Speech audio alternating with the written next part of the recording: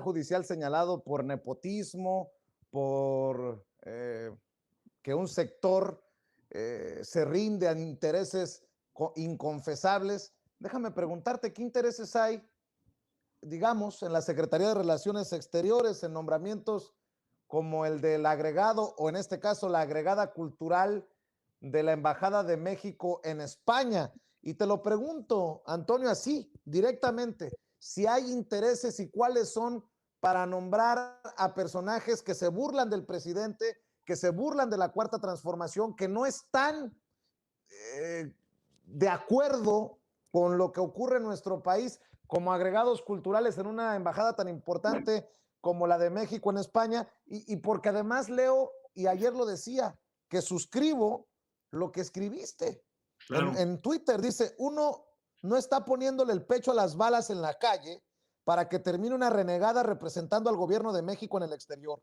Lo tenía que decir y lo dije. Mira, déjame prendo la luz para que nos podamos ver bien porque ya aquí escursió. A ver, échale. Por cierto, ¿dónde quedó la barba? ¿Dónde quedó la greña? Ah, pues, güey. Uno, mira, déjame te comparto. ¿Era Amanda o qué, cabrón? Fíjate que murió mi abuela, a quien yo Ay, quise lo mucho. siento mucho, lo siento Te lo mucho. agradezco mucho. Yo quise mucho, crecí con ella y demás. Y a ella le gustaba mucho verme así como muy finito, muy bien afeitadito. Entonces, cuando fuimos a despedirla en su último adiós, mi último regalo a mi abuela fue llegar y digo, ahorita estoy un poco despeinado, pero arreglarme, que ella como más gusto le daba verme. Entonces, no era Amanda, pero pues fue una manera en la que yo despedí a mi abuela y por eso me la corté. Entonces, pues por eso fue. Eres uno de los míos, Sí, que respetamos, que amamos a nuestros sí, abuelos. sí, yo sé que además tú también eres un hombre de familia, eres un niño a los ojos de tu familia, de tu tía, o sea, tú me entiendes, pues. Sí, claro que sí. Y te Mira, abrazamos. lo de, qué buena pregunta, porque esto últimamente responde un principio político sobre el que nosotros luchamos y que tenemos muy entendido y que creo que vale la pena comunicar para que la gente lo entienda y que sirve para poder evaluar otros casos como el Poder Judicial, la corrupción y demás. A ver, esta es una democracia de partidos. ¿Qué significa eso? Que nosotros nos organizamos en partidos políticos que, como bien su nombre dice, representan una parte de la sociedad y que además debe ser importante, como lo es ahora, diferenciarte de alguna manera. Yo milito en Morena porque tengo una manera de entender el mundo que por supuesto que es distinta a la del PRI y del PAN, que entre ellos no hay mucha diferencia, pero por lo menos entre nosotros y ellos sí. Entonces es importante que de manera consecuente, cuando hacemos campaña, porque no hay gobierno democrático que se integre nada más por la autorrevelación de verdades que uno recibe del más allá, no, los gobiernos se ganan con votos y qué bueno, y así debe ser.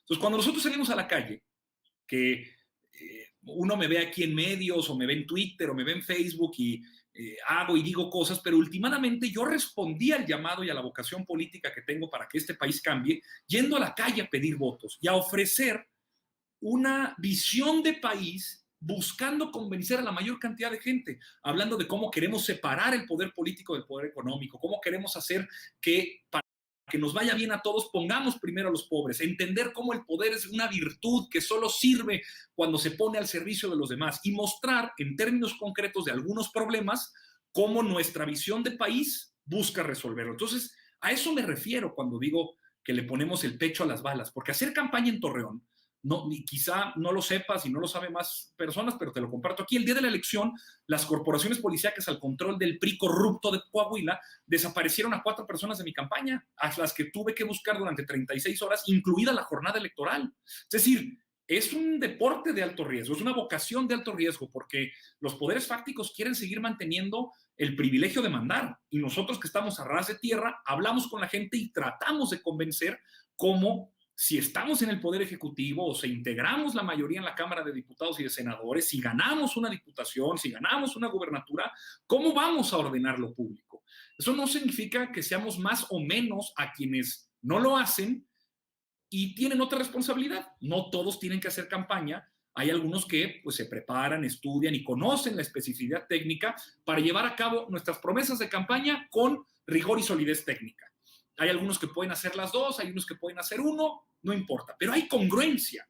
Trabajar en un gobierno o trabajar en instituciones públicas debe ser un compromiso de vida para quien cree y asume como válido y además respeta el mandato popular, al menos en este caso que recibimos de 2018 y que refrendamos en 2021, para que las cosas cambien con cierto sentido, cierto orden de prioridades.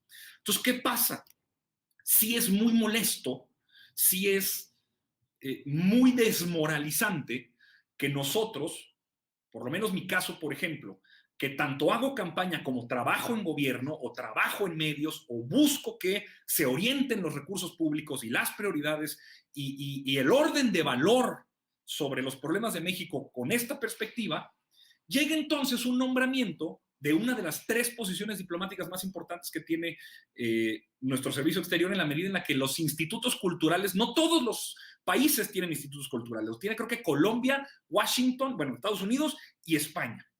Entonces, que en una posición tan importante para la representación y promoción de la política cultural que la cuarta transformación en el gobierno de México del presidente Andrés Manuel López Obrador ha tenido como proyecto, que llegue una persona que había sido históricamente, por lo menos los últimos 3 años, muy vocal en oponerse a esa política. Mira, a mí me vale madre los memes.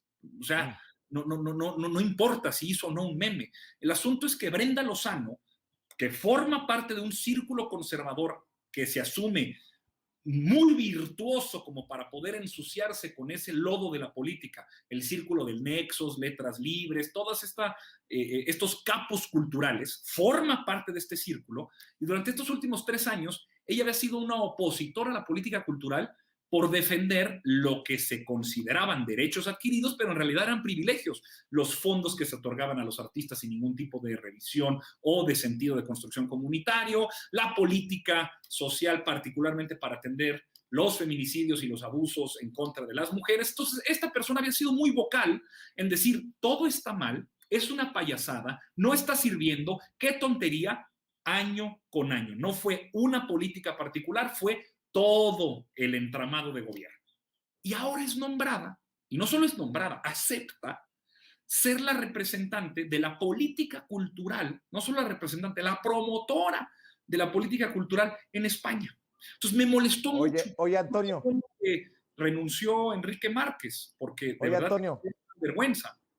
además, hay que decirlo, con España, la España del rey que se niega a disculparse con los pueblos originarios de México, la España que reconoce a Enrique Krause de ese grupo que tú estás señalando. Creo que no exageraríamos si en algún momento le preguntamos a Brenda Lozano qué piensa de una declaración como la de Enrique Krause, de que siente nostalgia, cierta nostalgia por la dictadura perfecta, y en un descuido nos llevamos una sorpresita.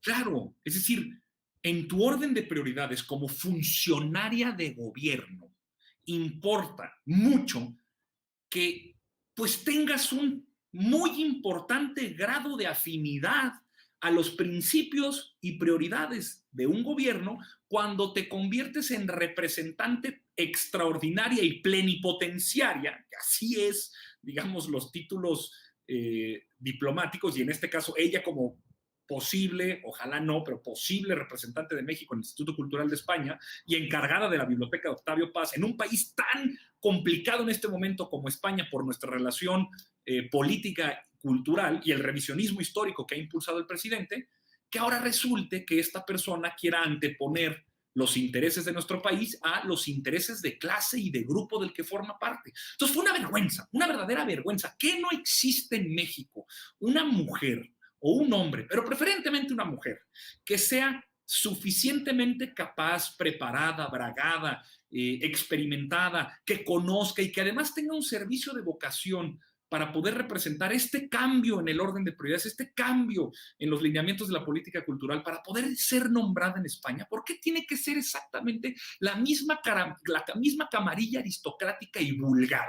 porque hay que decirlo, esta gente se siente muy elegante y sofisticada, pero verdaderamente son unos vulgares ambiciosos que en su necesidad de oponerse a todo porque perdieron su sentido de privilegio en el mundo, financiado por los gobiernos neoliberales y ahora mandados al basurero de la historia por la Cuarta Transformación, están ávidos de salir a decir: se los dije, bola de bárbaros, ustedes no entienden, nosotros sí somos mejor que ustedes.